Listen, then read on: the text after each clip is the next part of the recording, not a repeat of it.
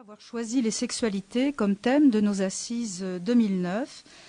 Il y a plusieurs raisons à ce choix. Lorsqu'on aborde la question de la sexualité, on semble, pour le sens commun surtout, être principalement sur le terrain de l'intime et des relations interindividuelles. Or, les sexualités, et dans le comité d'organisation, nous avons beaucoup tenu à ce pluriel, les sexualités donc concernent des droits, des pratiques, des discours, des représentations, des orientations. Et ce qui relève de l'intime, du privé, donc, s'est révélé depuis les années 60 être fondamentalement politique, ainsi qu'on l'a rappelé lundi dernier. Donc c'est partant de cet angle d'approche que le groupe organisateur des assises a fait le choix de thématiques traitées sous l'angle social, collectif, structurel, politique, et non sous l'angle individuel ou psychologique. Car le domaine des sexualités engage le droit, mais encore les normes, les modèles dominants, voire hégémoniques, et bien entendu les rapports sociaux de sexe, et tout ce qui est de l'ordre de la domination et de la violence, réelle ou symbolique. Alors, une autre raison de notre choix de ce thème des sexualités tient au fait que dans ce domaine, comme dans d'autres, on est souvent victime d'une sorte d'illusion d'optique qui porte à croire à l'égalité advenue. Croyance qui est amplement issue des mobilisations des années 60, dont on a beaucoup parlé la semaine dernière, mobilisation sur les questions de la contraception, de l'avortement, du droit de disposer de son corps, et croyance qui est nourrie par des vocables assez généraux comme révolution sexuelle ou encore mouvement de libération sexuelle. Alors précisément, une justification essentielle du choix de ce thème pour cette année tient au domaine plus général qui oriente nos assises depuis l'an passé, la question de l'égalité. Or, la sphère de la sexualité reste sans doute l'une de celles où les principes d'égalité s'instaurent le plus difficilement. Même si en matière de sexualité, les comportements des femmes et des hommes tendent à se rapprocher, même si les attitudes sont devenues plus tolérantes à l'égard des orientations sexuelles, quelles qu'elles soient, on peut dire que l'égalité n'est pas encore la norme la mieux partagée. Donc l'objectif des Assises 2009 est double. Premièrement, d'abord identifier les domaines dans lesquels se manifestent les inégalités et les discriminations en matière de sexualité. Et deuxièmement, penser les formes que pourraient prendre les actions et les mobilisations pour l'égalité. Donc, mettre au jour, questionner, discuter, montrer, dire des faits, tenter de les expliquer, puis débattre et poser des voies d'entrée d'avancée, sinon de changement. Telles sont nos ambitions pour toutes nos journées. Donc cette année, nos assises se déroulent sur 4 lundis. 4 après-midi de débat donc sont proposés, avec chacune donc une grande question. Alors la semaine dernière, le 28 septembre, donc était consacrée aux droits sexuels et reproductifs. La séance d'aujourd'hui, eh bien, ce sont les jeunesses et les violences sexuelles. La 3e séance, le 12 octobre, lundi prochain, sera donc consacrée aux représentations culturelles et artistiques des sexualités. Enfin, la 4e et dernière séance du 19 octobre aura pour thème les orientations sexuelles. Notons que ces 2 prochaines séances, donc le 12 et le 19, auront lieu ici, dans ce même endroit, à la résidence internationale de Paris.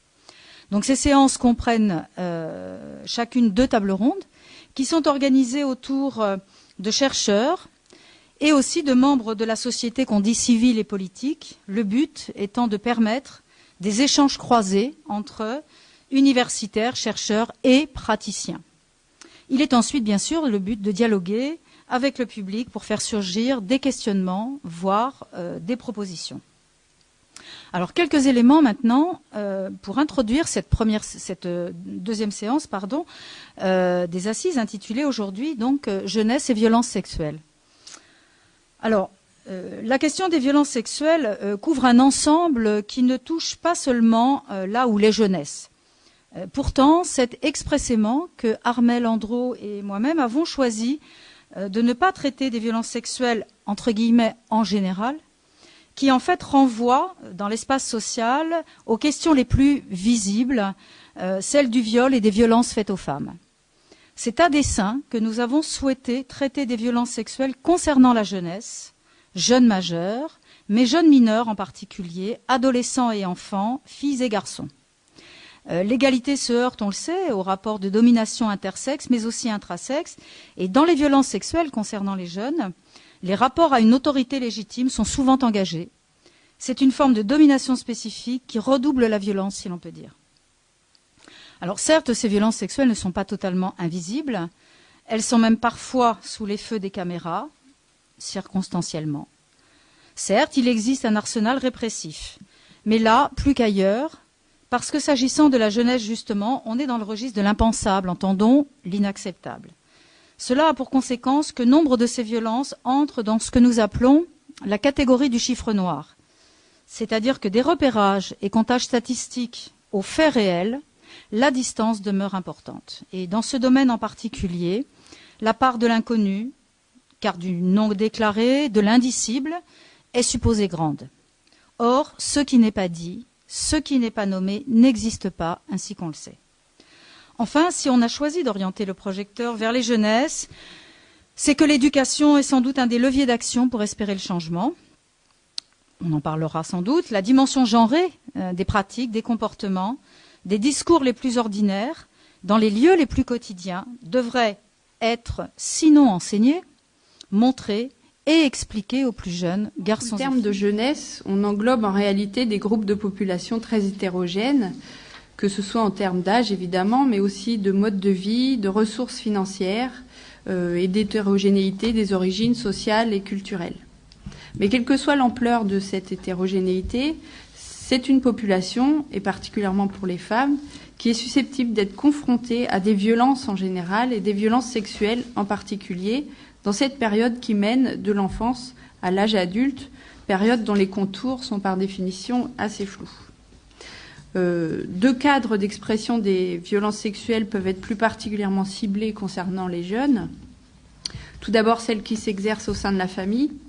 Pour reprendre l'énumération de la déclaration de l'ONU sur l'élimination de la violence à l'égard des femmes, qui les cite donc dans son article 2, on peut citer au sein des violences intrafamiliales les sévices sexuels infligés par des membres de la famille, le viol conjugal ou non conjugal, mais aussi toutes les formes de pratiques traditionnelles préjudiciables aux femmes, c'est-à-dire notamment les mutilations sexuelles féminines et les violences liées à la dot et au mariage forcé. Ensuite, les violences sexuelles peuvent survenir au sein de la collectivité, qui, là encore, pour reprendre les formulations retenues par l'ONU, comprennent le viol, les agressions, sévices, le harcèlement sexuel au travail, dans les établissements scolaires et plus généralement dans tous les espaces de socialisation des jeunes, qui peuvent être nombreux et très variables. La politique de lutte contre les violences en général et les violences sexuelles en particulier a émergé peu à peu à partir de 1985 dans le cadre de la conférence de Nairobi. Depuis, les organisations internationales et plus particulièrement les instances européennes ont mis en place des programmes d'action et des recommandations visant à les éradiquer.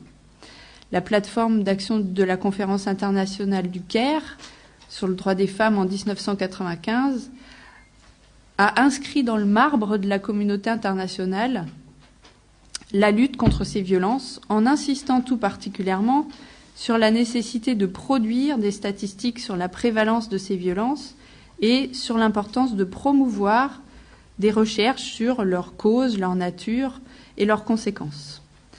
À la suite de cette feuille de route, au niveau européen comme au niveau des politiques nationales, la lutte contre les violences faites aux femmes s'est définitivement inscrite dans l'agenda des politiques, des pouvoirs publics. Récemment, la mission d'évaluation de la politique de prévention et de lutte contre les violences faites aux femmes, réunie sous l'égide de l'Assemblée nationale, a dressé un état des lieux de la question en France dans un rapport intitulé « Mettre enfin un terme à l'inacceptable ». Ce rapport pointe l'importance du travail accompli depuis une quinzaine d'années, notamment au niveau de l'inscription de la lutte contre les violences dans le droit français. D'ailleurs, ce rapport ne retient pas le principe d'une loi cadre du même type que celle qui a été votée en Espagne en 2005. Par contre, il formule plus de 60 propositions visant à améliorer les outils de la lutte contre les violences et de leur prévention. Dans l'ensemble de ces propositions, ce sont surtout les violences conjugales qui sont ciblées, et donc les actions vers les femmes qui en sont victimes et les enfants qui en sont témoins. Les propositions traitant spécifiquement des jeunes concernent quasi exclusivement les jeunes filles victimes de pratiques traditionnelles néfastes, comme on les appelle de plus en plus, c'est-à-dire victimes de mutilations sexuelles féminines ou victimes de mariages forcés. L'enquête ANVEF, première enquête nationale sur les violences faites aux femmes en France, réalisée en 2000, a montré que les jeunes femmes étaient davantage victimes de violences que les autres, et tout particulièrement de violences sexuelles. Les études les plus récentes montrent que ces violences sont de plus en plus déclarées, que la parole sur le sujet s'est libérée. Par exemple, dans l'enquête sur le contexte de la sexualité en France qui a été menée, elle, en 2006, c'est-à-dire 6 ans après l'enquête ANVEF, le nombre de personnes déclarant avoir subi des agressions sexuelles au cours de leur vie a doublé. Ces agressions, dans la majorité des cas, eurent lieu avant 18 ans. Les victimes de ces violences sont massivement des femmes, mais l'enquête CSF montre que des niveaux importants de violences sexuelles sont aussi rapportés par les hommes, souvent vécus au moment de l'enfance ou de l'adolescence. Toujours selon l'enquête CSF, ce sont des événements dont on parle de plus en plus dans les jeunes générations. Les 18-24 ans sont 71% à en avoir déjà parlé à quelqu'un. Mais ce sont des proches, familles, amis, qui recueillent ces informations. Seulement 4% des agressions sexuelles sont signalées à la police ou à la gendarmerie, 8% à des médecins. Le nombre de plaintes, autour de 10 000 par an, reste très en delà de l'ampleur des prévalences mesurées dans les enquêtes. Peut-on dire que l'on est en mesure aujourd'hui de saisir toute l'ampleur de ces phénomènes, et dans quelle mesure les violences sexuelles dont sont victimes les jeunes sont-elles spécifiques et en cela plus difficiles à mesurer? Et au-delà de la mesure de ces violences, de quels outils dispose-t-on pour les comprendre et tenter de les expliquer? Quelles articulations ou quelles contradictions peuvent exister entre des schémas explicatifs psychopathologiques qui renvoient les violences sexuelles à des comportements déviants, qu'il s'agit de soigner et ou de punir, et des schémas plus sociopolitiques analysant la violence sexuelle comme résultante d'un système social structurellement discriminant vers les femmes? Là encore, la jeunesse peut apparaître alors comme une période au cours de laquelle se cristallisent ces rapports sociaux inégalitaires entre les sexes, mais aussi une période où apparaissent des comportements violents. C'est une période de passage de différents seuils, premier rapport sexuel, entrée en conjugalité, entrée sur le marché du travail, etc. Peut-on dire alors que la jeunesse est réellement une période particulièrement à risque? Et dans quelle mesure peine-t-on encore aujourd'hui à rendre visibles et dissibles certaines formes de violences sexuelles qui n'entrent pas dans le cadre de l'analyse des violences faites aux enfants, mais qui n'entrent pas non plus dans le cadre d'analyse des violences de l'âge adulte, qui sont plutôt situées dans la sphère conjugale? Et comment alors prévenir et prendre en charge les violences sexuelles qui touchent les jeunes? Les moyens juridiques, politiques, sanitaires mobilisables sont nombreux et ont souvent fait preuve de leur efficacité, mais sont-ils toujours adaptés à toutes les situations? Le recours à la justice, par exemple, est, je l'ai dit, encore loin d'être systématique. Comment pourrait-on améliorer la prise en charge, l'information et mieux faire connaître les dispositifs? Dans quelle mesure la situation en France fait référence ou au contraire reste en deçà de ce qui se passe dans d'autres contextes nationaux? Voici quelques-unes des questions que nous proposons de creuser ensemble cet après-midi autour des 2 tables rondes qui vont se succéder. Donc, dans un premier temps, nommer et comprendre les violences sexuelles envers les jeunes, et puis, dans un deuxième temps, prévenir et prendre en charge ces violences. Donc, avant de laisser la parole aux intervenants de la première table ronde, je tenais à remercier, donc, au nom des organisateurs de ces assises, le Conseil régional d'Île-de-France et en particulier Marc Lipinski, ainsi que les élus qui ont accepté de participer à nos assises, et notamment Francine Bavet qui conclura notre après-midi. Et puis je tiens aussi à remercier, comme Geneviève, Sandrine Lély et Ayoko Afanou du secrétariat de l'IEC, et enfin Aurélie Danaz et Patrick Bazin pour leur soutien logistique dans l'organisation de ces assises.